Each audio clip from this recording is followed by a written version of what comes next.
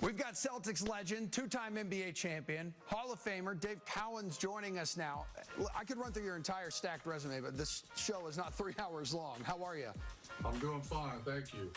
Hey, what would the bubble life be like during your playing days in the 70s? I don't know where you think it would be. It wouldn't be in Disneyland, that's for sure. I know. Do you look at these guys like hanging out right now by the pool and stuff? You're like, man, I don't know if that would ever happen if we were lived through a pandemic in the 70s.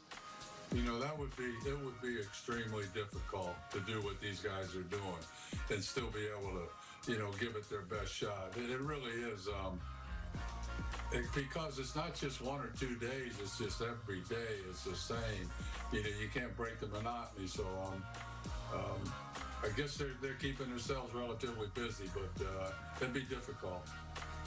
Throughout your storied 11-year career, you're an undersized center battling giants like night in and night out. Guys like Wilt Chamberlain, Kareem Abdul-Jabbar, Willis Reed, Artis Gilmore.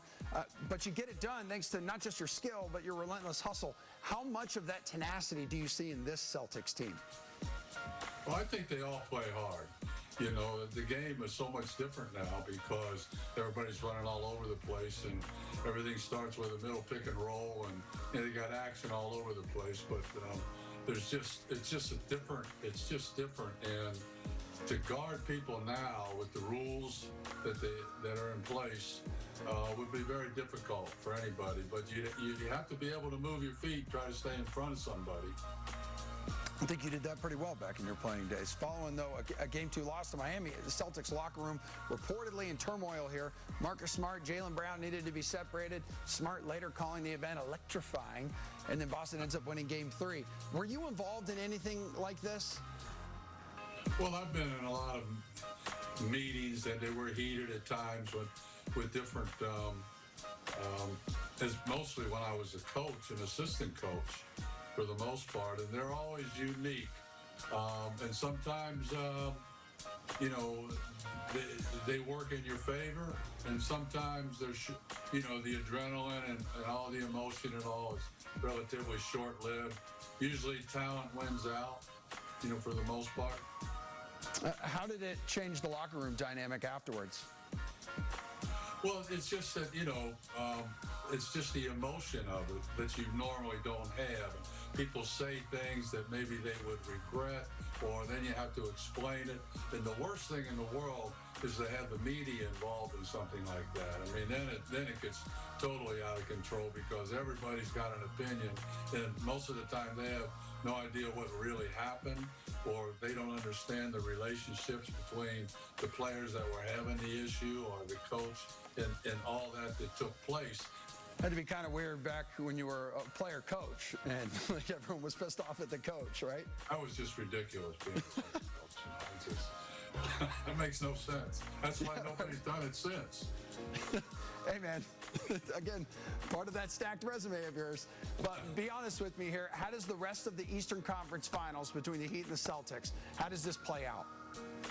Well, I think that it's up for grabs now with that series. Boston could win it. I think it's they're going to have to play really well.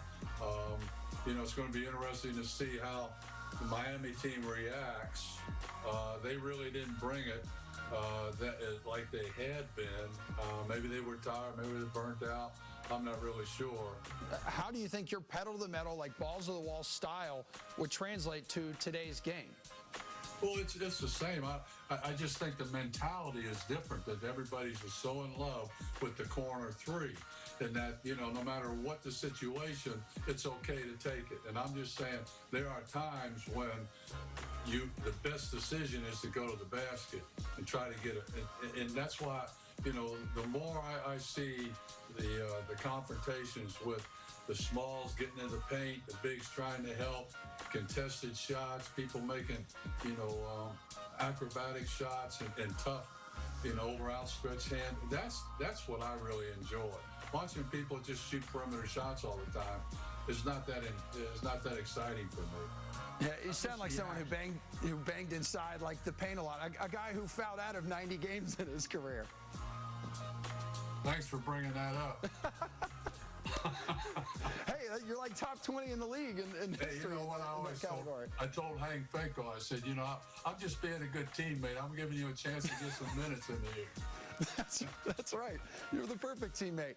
Dave, real quick, before you take off, tell me how you and the National Basketball Retired Players Association is helping former players stay safe during this coronavirus pandemic. Well, we've done a lot of different programs going on for our members. We have about 1,000 members of retired players, and we've done an awful lot over since 1992 when we formed it. Yeah, there's a lot of guys, a lot of people out there hurting, and you know, we give them some sort of a shelter from some of that and some help financially if they really need it. But it's also a place where they can share a lot of thoughts, and you know, there's the continuation of the brotherhood, which is a very important thing. Yeah, you did a great job helping start up that organization. Dave Cowens, the 1973 NBA Most Valuable Player, 8-time All-Star, my friend. Great talking with you, and thanks for joining Nesson After Hours.